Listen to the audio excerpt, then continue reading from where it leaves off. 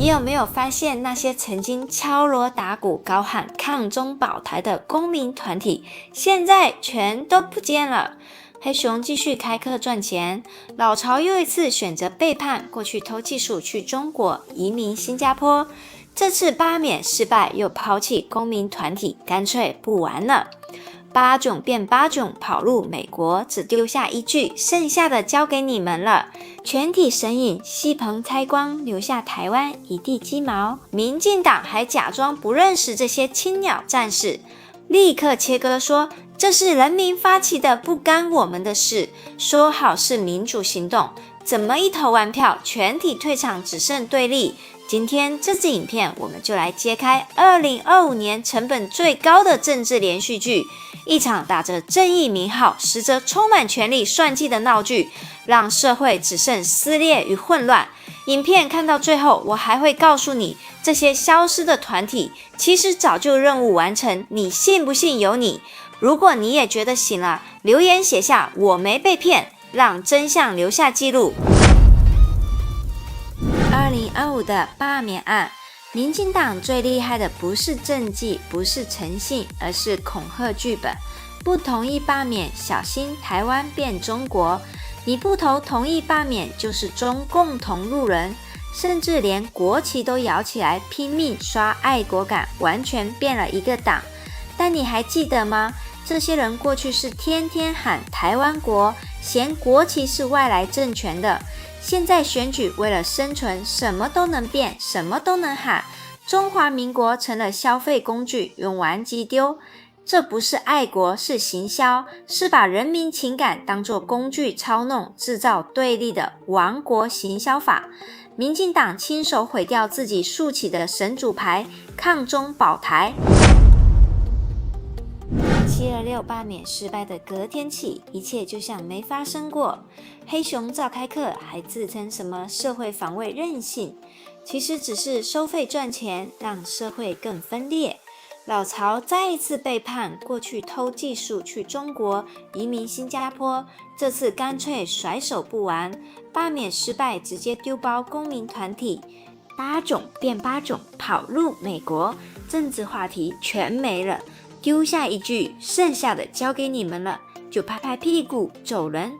青鸟团体集体神隐，关键账号沉寂，留下一地对立、互骂与倦怠。民进党呢，发新闻稿切割，罢免是人民自发行动，与本党无关。但投票前全党动起来，动员媒体，调资源，请吃饭，一输就装路人。这场罢免根本是政治代工，热血青年当人力，媒体当洗脑机，最后失败，大家爆炸，民生经济没人顾，社会混乱，却还要继续怪罪中共介入，蓝白买票。一场闹剧过后，留给台湾的剩下什么？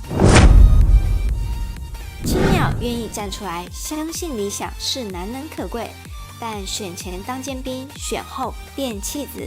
这一幕不是第一次出现，你们被民进党利用操弄消费，最后还要帮忙收烂摊，承担失败的愤怒。主帅早已逃跑，士兵还在幻想战场。民进党只道歉给青鸟团体，对全民造成的混乱、灾后救援不力、社会撕裂，赖清德一句道歉都没有，民调直线下滑，823还要硬干到底。中间选民只想安居乐业，却只能天天看一群人在路上耍猴戏。什么时候台湾才能回到和谐、有责任感的社会氛围？这些人难道没有一点社会责任吗？罢免闹剧后，留给台湾的只剩伤痕与冷感。老实说，这支影片我讲得很气，也很心酸。抗中保台一直被民进党拿来当提款机。罢免要用，选举要用，施政失能也要用来遮羞。结果真正揭弊的立委被罢，反对预算黑箱的被贴标签，站出来说不同意罢免的被出征、被封锁。但我们依然站出来，因为这块土地值得更好，不是只会喊口号、消费情绪的政客们。今天的726不只是选票上的胜利，更是我们这群清醒人民对谎言说不的一次证明。我们要的不是权力斗争、政治戏班子，而是真诚面对民生、经济、社会的改革。726这一仗，我们挡下了他们的第一波攻势，但真正的挑战还在后头。民进党邀你罢人废核，结果电不够，民众苦。823换我们做主，罢免不同意，核三要同意，不能让政治系班子卷土重来，重演谎言。请留言写下，你觉得这场罢免是1人民自发的民主行动，还是2被操弄的政治骗局？